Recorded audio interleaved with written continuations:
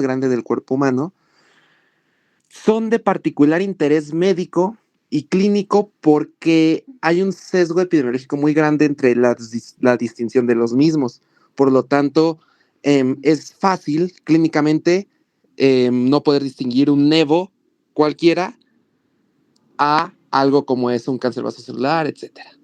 Entonces, por eso mismo es que nos atañe hoy este tópico, que son, pues bueno, todas las lesiones tanto premalignas como malignas de la piel.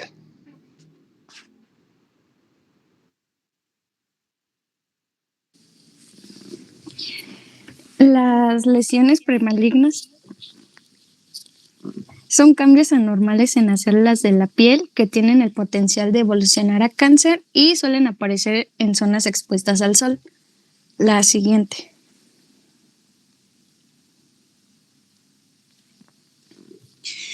La queratosis actínica son lesiones intraepidérmicas premalignas de la piel causadas por la exposición excesiva a la radiación solar. Representan áreas focales de proliferación y diferenciación anormal de los queratinocitos y esto lleva a un riesgo de carcinoma espinocelular.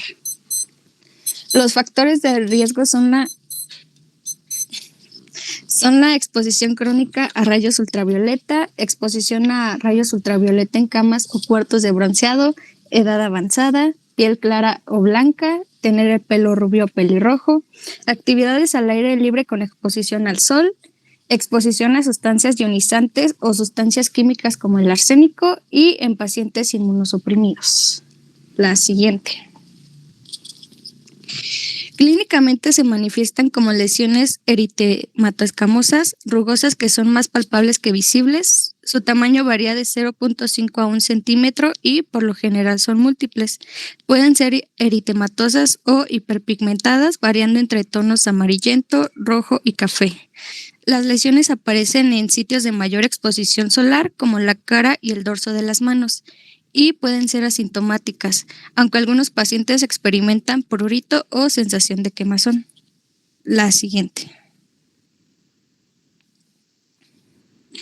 Como diagnóstico se utiliza la dermoscopía, que su utilidad es la diferenciación entre lesiones melanocíticas y no melanocíticas, tanto benignas como malignas. En el caso de la biopsia pueden ser en sacabocado o escisión con bisturí de acuerdo al tamaño de la lesión. El tratamiento puede ser tópico usando el fluorouracilo, está recomendado como primera línea. La dosis recomendada es en crema al 5% 2 veces al día durante 4 semanas. El imiquimod, su dosis recomendada es en crema al 5% una vez al día, 2 o 3 veces a la semana durante 16 semanas. Y el diclofenaco, la dosis recomendada es 2 veces al día por 90 días en su presentación en gel al 3%. La crioterapia es una modalidad terapéutica efectiva en el tratamiento de lesiones solitarias o múltiples. El curetaje es ampliamente utilizado y la indicación principal del láser radica en lesiones múltiples principalmente. La siguiente.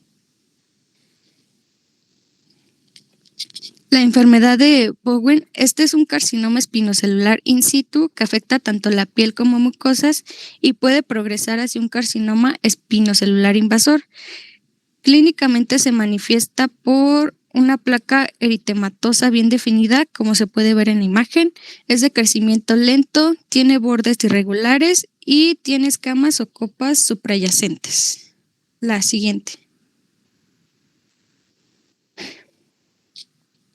Como tratamiento se utiliza la terapia fotodinámica, donde se usa un medicamento que se activa con la exposición a la luz, llamado fotosensibilizador, para destruir las células cancerosas. Se utiliza la crioterapia, electrocoagulación, que es un procedimiento que usa el calor de una corriente eléctrica para destruir el tejido anormal, y el láser. La siguiente.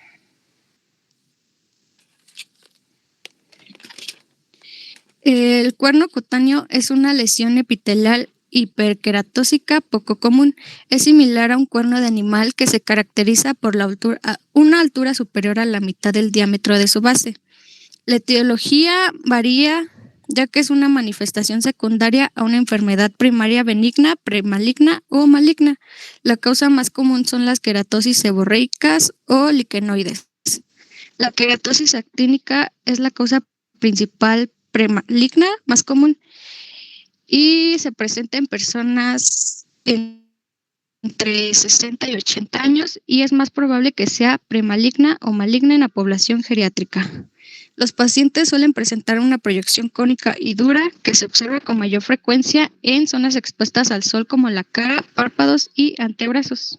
La siguiente.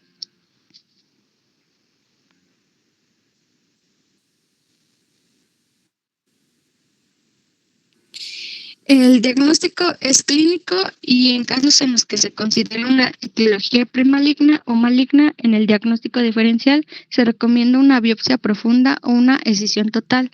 No se requiere ni se recomiendan estudios de imagen y las pruebas de laboratorio son innecesarias. El tratamiento es mediante ablación láser. El estándar actual de atención es una biopsia excisional completa y la crioterapia no es un tratamiento recomendado. La siguiente.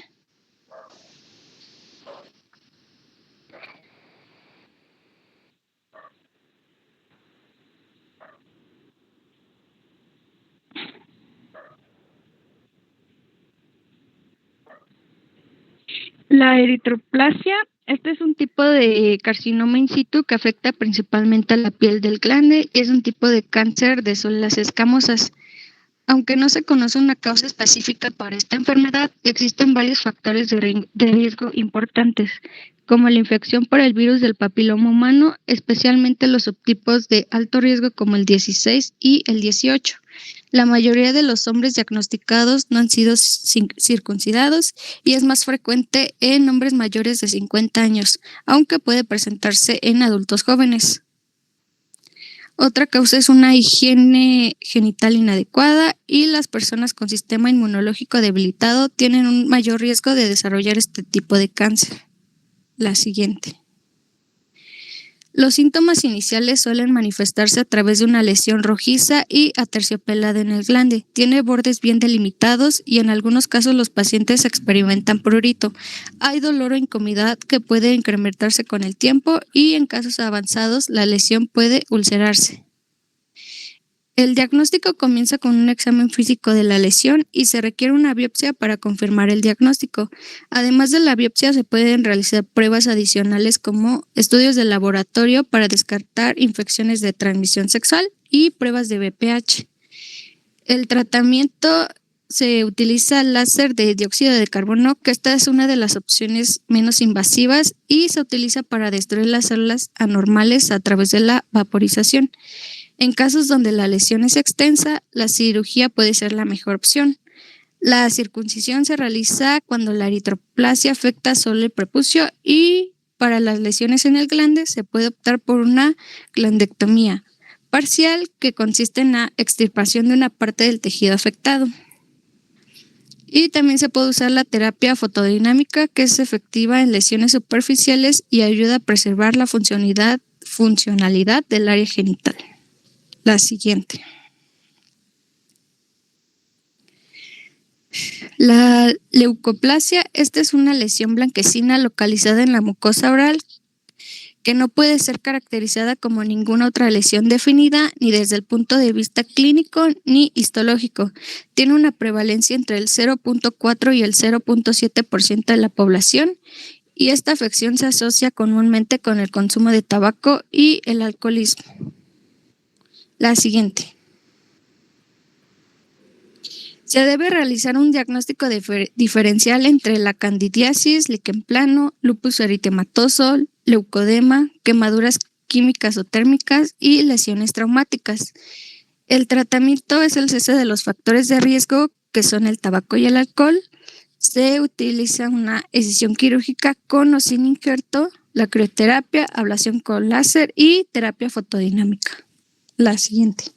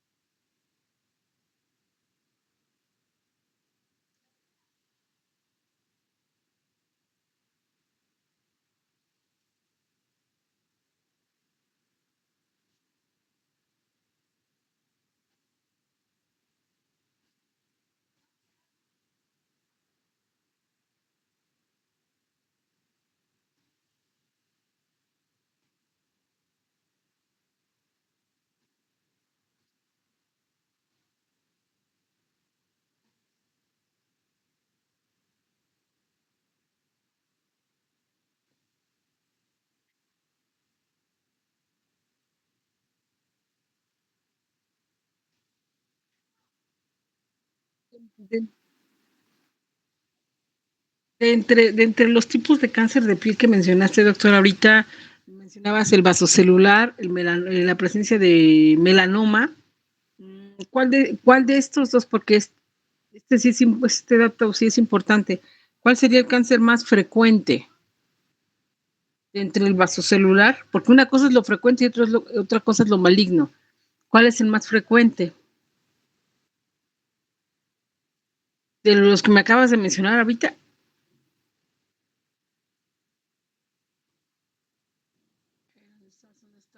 Déjame ver. Espérame, Entre el vasocelular, doctora, y el melanoma del vasocelular es más frecuente. es que ajá, tiene un 80, más de un 80%. ¿Sí? ¿Y cuál es maligno? ¿Cuál es tendencia? O sea, los dos digo, son cáncer. Pero ¿cuál de los dos hay que tener cuidado porque tenemos riesgo más frecuente de diseminación y de avance? Ahí lo está señalando mi compañero tan guapo. ¿Por qué le dices así? El melanoma al maligno.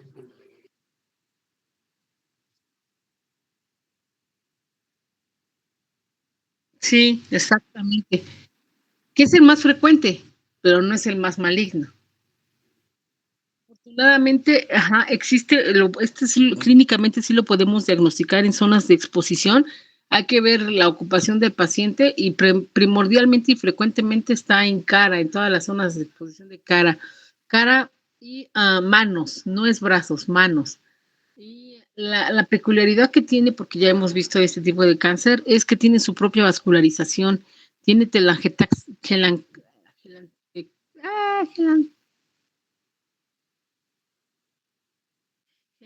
ay, ya se me fue. Bueno, tiene su propia vascularización. Y de hecho, telangiectasias, ya. Es que me fue la palabra. Este, que la digitopresión no desaparecen. Y sus bordes es muy característico también. Sus bordes no son definidos. No sé si alguna vez han visto, no sé si alguna vez ya hemos tenido oportunidad de valorar este tipo de lesiones. Son planas prácticamente, está delimitada la zona, es casi nula la elevación, menos de 5 milímetros. Este, y bueno, como comentario nada más. Ibas a hablar ahorita te quiero hablar ahorita. Ah, ok, va, adelante, doctor.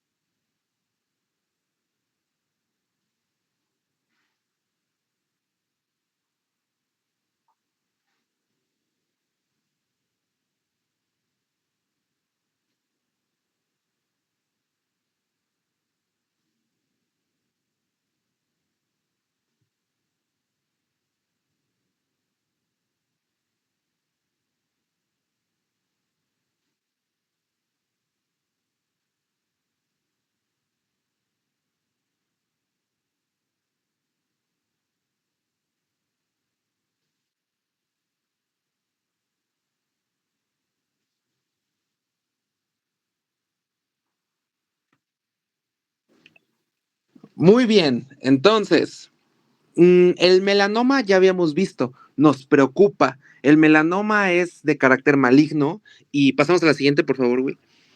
Y pues bueno, o la asocio mucho con que em, es como una chispa encendida, pero abajo de la ceniza. Si tienes una chispa encendida abajo de la ceniza, si no la ves a tiempo, puede ser que un incendio se haga catastrófico. Entonces, esto quiero que lo transporten hacia que el melanoma maligno tiene una tendencia enorme, enorme a hacer metástasis. Entonces, eso es muy importante saberlo, ¿ok? Y es lo que más nos importa de este melanoma y que hay que detectarlo a tiempo. Ahorita vamos a ver ciertos factores epidemiológicos donde la mayoría de personas o las muertes han sido pues no tan por una metástasis de un tumor primario que fue melanoma maligno. Entonces, pues resulta que el melanoma maligno, pues bueno, es un tumor de los melanocitos y muy agresivo si no se detecta a tiempo. Entonces, pues bueno, ¿cuál es la importancia de detectarlo a tiempo? Pues que las posibilidades de sobrevivir se disparan, o sea, es un incremento muy alto cuando se diagnostica precozmente, ¿verdad? Entonces, pues bueno, vemos que es derivado de los melanocitos, altamente metastásico y pues bueno, resulta que el melanocito va a pasar a un melanoma primario y luego a un melanoma metastásico, ¿ok? ¿Qué porcentaje tiene de pasar a metastásico? El 30%, ¿ok? En 3 de cada 10 personas es probable que esto suceda de una forma muy rápida y muy brusca. ¿Cuáles son los primeros 3 órganos diana en frecuencia epidemiológica? Primero, pulmón. Entonces, ya estamos viendo, si nos llega un melanoma maligno, pues ya vemos que les vamos a pedir, pues a lo mejor, una radiografía de pulmón para ver las cannonballs, ¿no? El hígado, segundo, y el tercero a cerebro. Estos son los primeros 3, ya después vaso, etcétera. Pero estos son los primeros 3 los órganos diana más comunes que le gusta a este melanoma maligno. Vamos a lo que sigue, por favor. Y pues bueno, los factores de riesgo. Hemos estado ya ahondando mucho en la exposición solar, quemaduras solares, etcétera. Incluso hay factores de riesgo como lo son la tez, ya vimos la tez clara, etcétera. Y pues bueno, aquí lo que nos atañe es que la mutación de esta línea germinal, de este gen, que es el CDKN2A, es la que puede coadyuvar a ello, y a quien van los órganos diana de la inmunoterapia. Ahorita vamos a ver exactamente cómo se da esta inmunoterapia, ¿va? Entonces, ¿qué sucede? ¿O por qué? ¿O en estos factores de riesgo qué pasa en México? Pues bueno, resulta que hay una tendencia a la mortalidad muy grande. A partir de los 2000 hacia la fecha aumentó el 71% la mortalidad, de 0.32 a 0.54 muertes por cada 100,000 habitantes. Entonces, esto nos habla mucho de ello, y la mayoría de ellos ya se encontraron en un estadio T3, T4, o sea, en un estadio pues avanzado. Fíjense que el estado que más melanoma maligno tiene es Zacatecas, tiene la tasa más alta, y el que menos tiene es Guerrero. Ese dato epidemiológico me parece muy, muy interesante, ya que pues Guerrero es un lugar donde generalmente hay mucho calor, ¿verdad? Y pues bueno, en cuanto a los grupos etarios, son personas de 60 años o más, y pues bueno, generalmente aquí en este caso los hombres tienen una mayor mortalidad que las mujeres, y pues bueno, también son los más afectados, ¿verdad? Muy bien, vamos a lo que sigue, por favor. Entonces, les voy a enseñar cuál es la clínica de el melanoma maligno. ¿Cómo lo vamos a identificar? Pues bueno, ahí están mis garabatos y vamos a identificarlo por A, B, C, D y E del melanoma maligno. ¿Cuáles? A, de asimetría. Partimos en 2 a nuestro melanoma, ya vieron mi A y mi línea puntiaguda. Partimos en 2 la lesión, y si una no contrasta con la otra, pues ahí hay un problema. Entonces, primero, A de asimetría, B de bordes irregulares. Miren cómo con gran precisión les dibujé ahí los bordes para que vean que no son regulares. Línea negra. La C es de coloración. Es una coloración, entonces, mixta, es decir, no es una coloración uniforme. D de dimensión. Ok, aquí las literaturas, algunas marcan dimensión, mayor de 2 milímetros, otras no, pero se han encontrado pues melanomas malignos inferiores o muy mayores de dimensión. Entonces, este criterio ya no es tan utilizado, pero pues sí pero algunas bibliografías lo utilizan. Entonces, bueno, decidí y opté por ponerlo, y porque también se ve más bonito a veces de ella. Y la E es de evolución o expansión, es decir, si aumenta, si ha aumentado de tamaño. Entonces, si juntamos todo, tenemos una lesión asimétrica con bordes irregulares, de coloración mixta, que tiene una dimensión variable que el paciente nos va a referir, que ha ido creciendo conforme los años, etcétera. Tarda años en crecer, si no es muy agresivo que crezca, pero pues ahorita vamos a ver qué tipos y cómo crece, porque hay crecimiento vertical y hay crecimiento horizontal. Pero ahorita vamos a ver eso, pero lo que más nos importa es que no está creciendo solo en la piel o en la epidermis. Si el problema, el crecimiento real es hacia abajo, hacia la dermis, y estos son valores pronósticos, y aparte de valores pronósticos, nos van a dar los pasos a seguir. Ahorita vamos a ver qué pasa con esto, está bien interesante. Venga, por favor. Entonces, primero, ahí está raro. Melanoma de extensión superficial. Entonces, ¿qué pasa con eso? Pues bueno, este es más o menos similar al que acabamos de ver: coloración mixta, bordes irregulares, asimetría, etcétera. Es una lesión macular, es decir, mácula, mancha, heterocrómica, es decir, pues con coloración mixta. Y ok, tiene una frecuencia del 70% al de los 40 a los 60 años. Y pues bueno, ¿qué pasa? Aquí se ha encontrado que entre sexos hay diferencia en dónde es donde más aparece, ¿ok? En el tronco, casi siempre va a aparecer en el tronco en el hombre y en las piernas en la mujer, ¿ok? Y va a tener primero un crecimiento horizontal, es decir, van a ver cómo se empieza a distribuir así como si fuera una distribución geográfica, como un mapa, como Oceanía, así como hacia los lados. Y luego un crecimiento vertical, es decir, de mácula, se va a convertir como un relieve, como a placa, y entonces va a ir creciendo para arriba. Entonces, crece primero a los lados y luego se va un poquito para arriba, ¿ok? Y pues bueno, vamos a la que sigue, por favor. Hay otro que es el nodular. El nodular, ¿qué pasa? Pues bueno, aquí ya nos vamos un poquito a cambiar el patrón, ya que es monocrómica, es decir, solo tiene un colorcito, ¿verdad? Así que en estadios iniciales se ve como la foto que tienen a su derecha, es decir, con un borde eritematoso macular hacia los lados y pues en el centro un leve nódulo, pero va creciendo solo verticalmente, o sea, no crece hacia los lados. A lo mejor ahí podremos tener un criterio de diagnóstico diferencial. No crece en los lados, sino crece para arriba, siempre va creciendo para arriba y puede acabar como el de la foto que ven ustedes a su izquierda. Entonces, ese es el melanoma nodular. Están en orden de frecuencia, ¿ok? Vamos al que sigue, por favor. Ahora, el léntigo maligno. El léntigo maligno se diferencia por el léntigo solar, ya que el léntigo solar, pues bueno, es una lesión benigna casi siempre y son manchas un poquito más cafés del color de la piel, etc. Esta mancha o mácula es marrón que tiende a ser negra, ¿ok? Diagnóstico diferencial. Tiene un patrón de exposición solar crónica, entonces nos va a salir en zonas fotoexpuestas, por eso es muy importante usar nuestro bloqueador 50 FPS y tiene un crecimiento muy muy lento, por eso es un poquito más difícil que el paciente se preocupe en mucho tiempo por eso, es decir, pues me salió ahí un lunarcillo.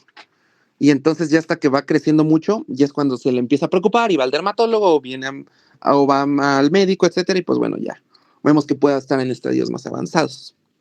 Ok, vamos al que sigue, por favor. El melanoma lentiginoso acral. Ok, esta es una lesión maculonodular que después se va a ulcerar. Entonces, eso que se ulcera. Muy sencillo.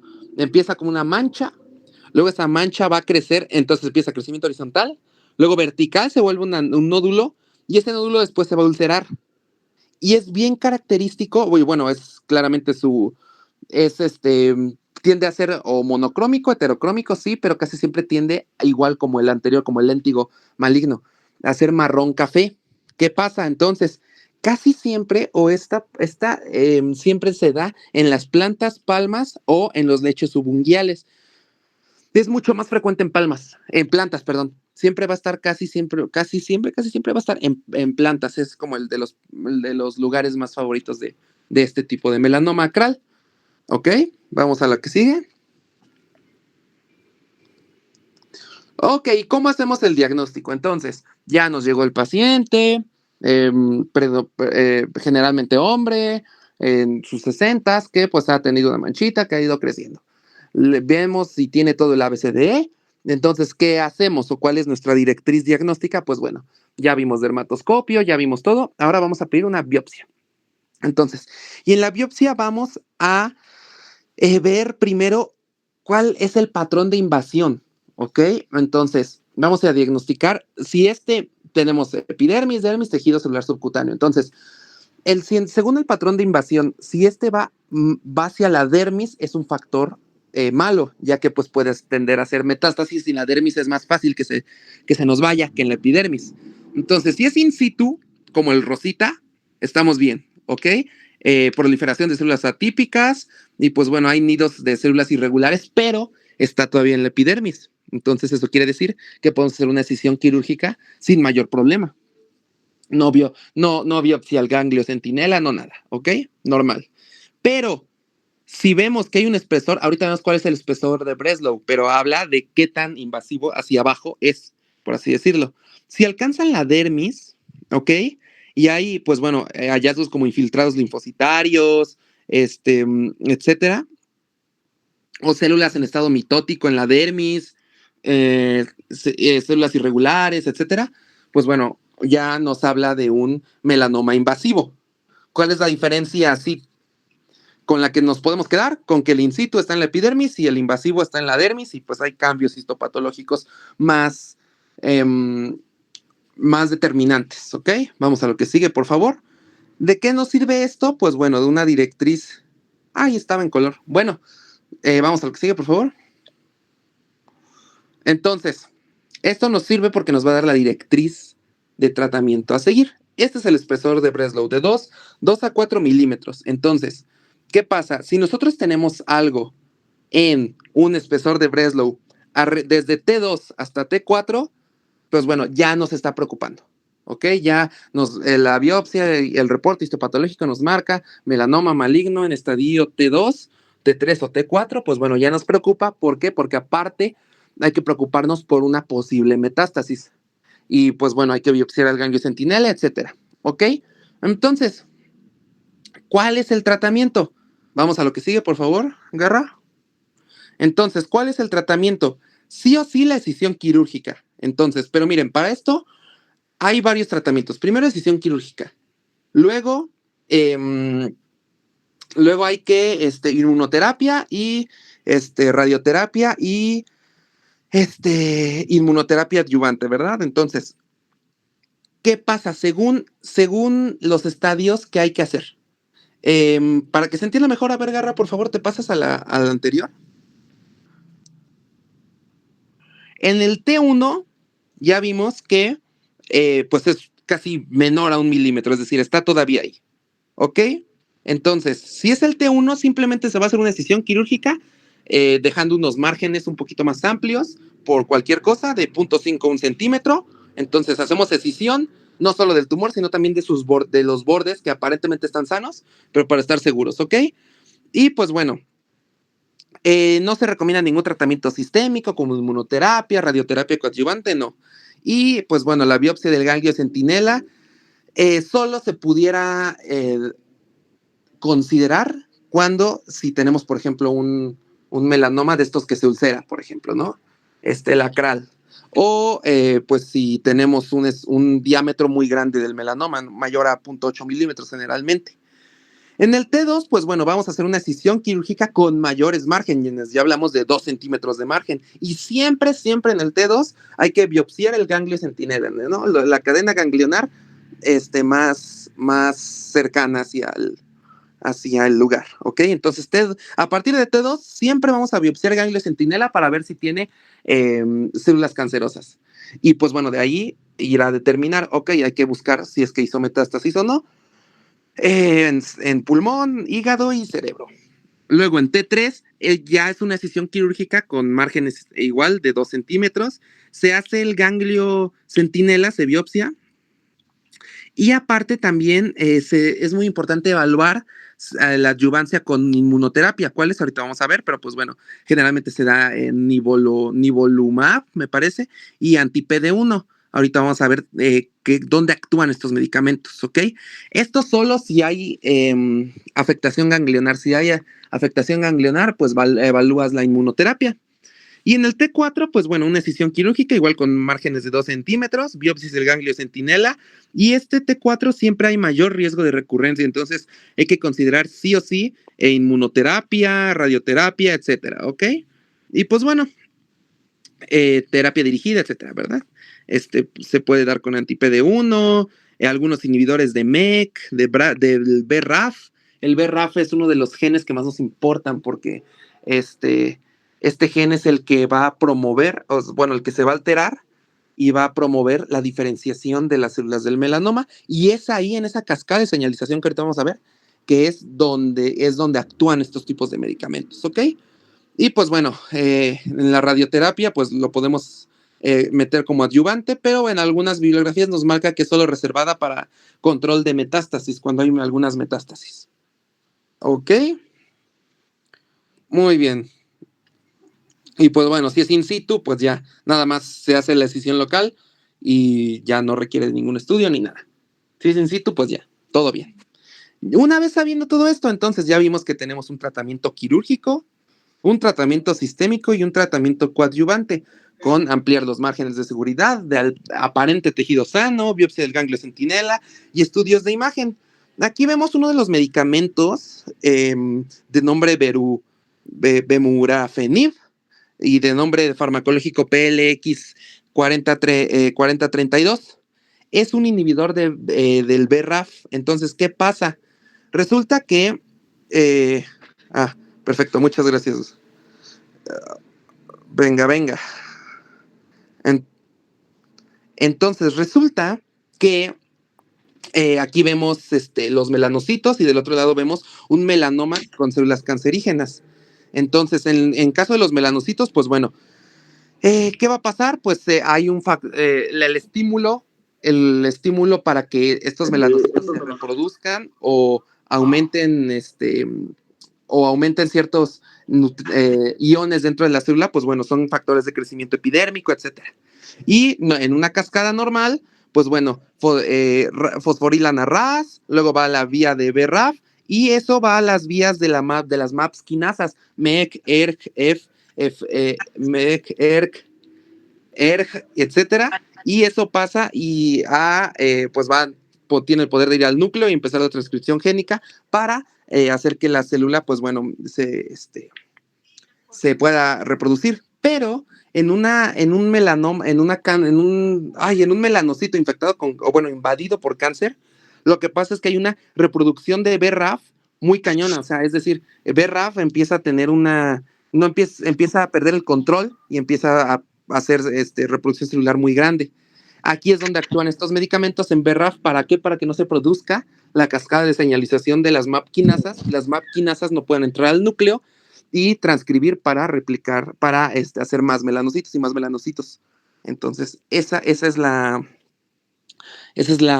el mecanismo de acción de estos medicamentos que son sistémicos para el melanoma maligno.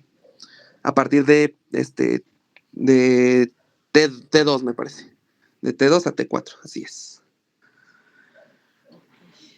La que sigue, por favor. Y pues bueno, aplausos virtuales, ¿no?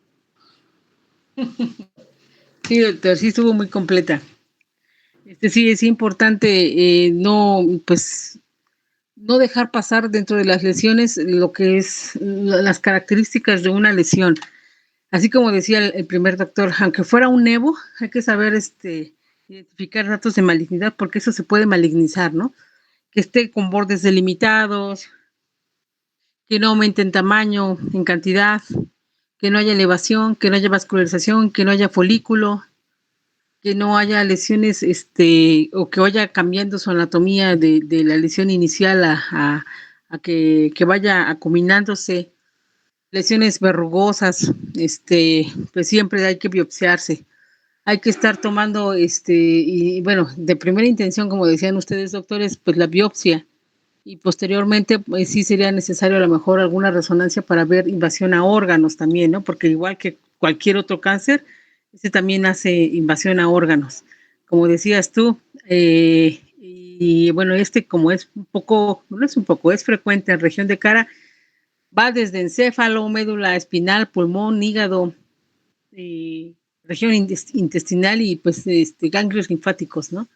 Huesos, músculos prácticamente. Hay que ver si no hay diseminación y si es necesaria una tomografía, pues estamos bien.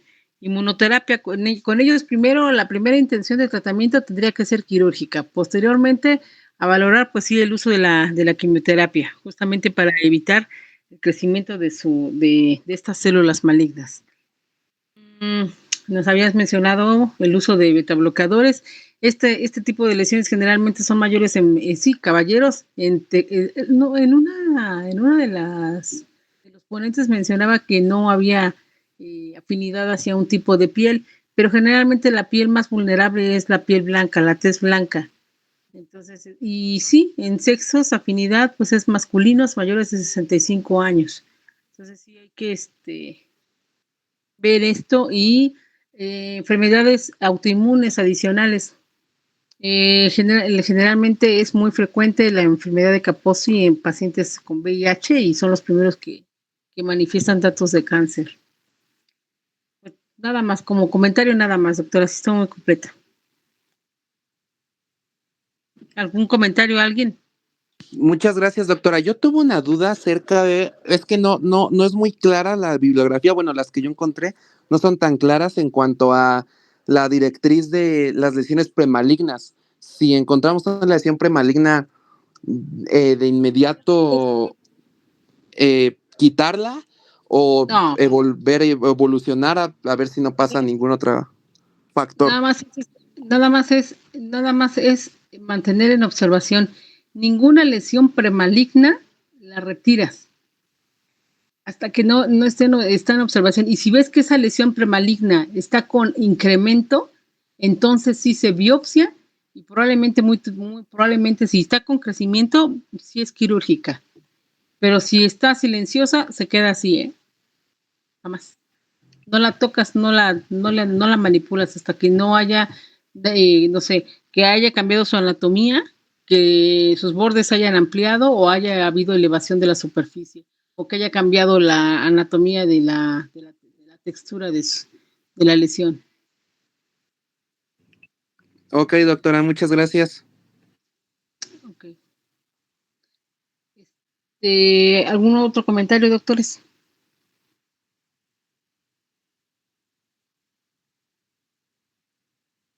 Bueno, pues entonces sería todo. Nada más hay que sí, pues el uso de factor factor de protección solar mayor de 5, ya antes era 45, actualmente ya es mayor de 50, ¿no? Pues nada más, doctores. Les pido una disculpa por el tiempo, pero es que no me daba no me daba tiempo de llegar, alcanzar a llegar. Nos vemos el siguiente viernes. Perfecto, doctora. Gracias. Gracias, doctora. Jefe, mande.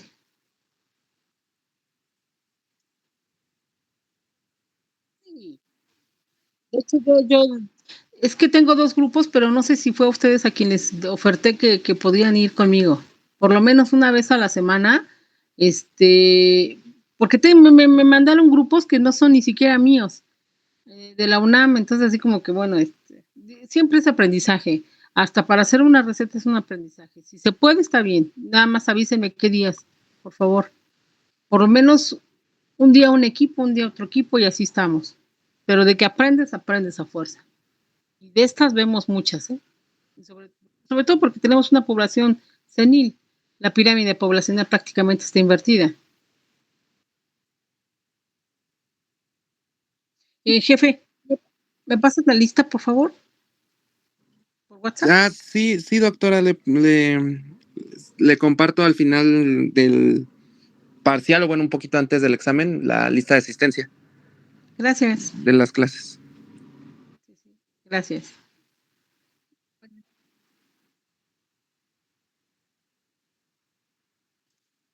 Estamos en la clínica, de hecho, igual que la doctora Carmen, es en la clínica 14. ¿Conocen aeropuerto? La clínica que está frente al aeropuerto es circuito, casi esquina Zaragoza, Metro Boulevard Puerto Aéreo.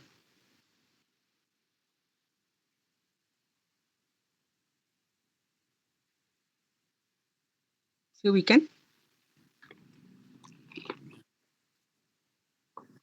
Si no, ahorita les mando la dirección por WhatsApp. Perfecto, doctora. ¿En qué horario es donde se podría hacer? ¿Y De sería hoy, cualquier día de la semana? sí, nada más avísenme, por favor, para acelerar yo también mis tiempos. Sería de 8 a 2.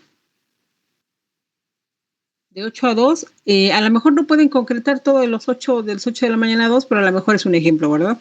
Pueden ir de 8 a 11 o de 11 a 2 o, no sé, 9 a 11, o sea, pero el chiste es de que sí sería bueno definitivamente vernos. Para mí, a mí me parece bien.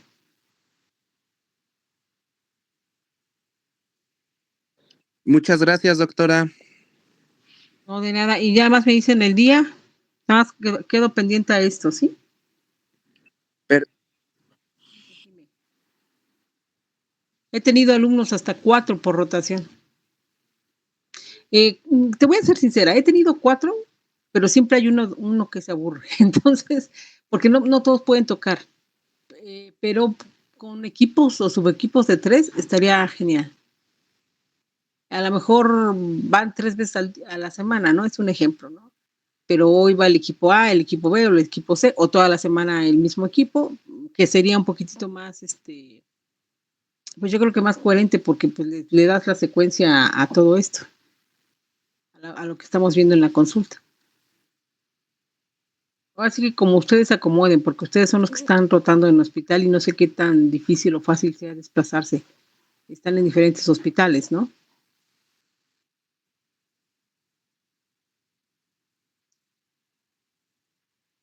¿Me avisan?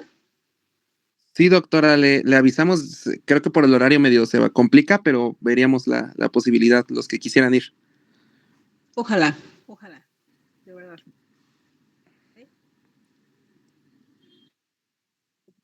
Que tenemos equipos de la UNAM, yo no tengo nada que ver con la UNAM.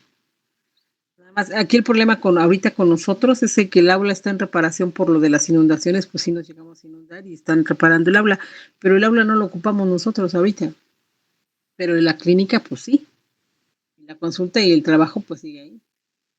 Con gusto.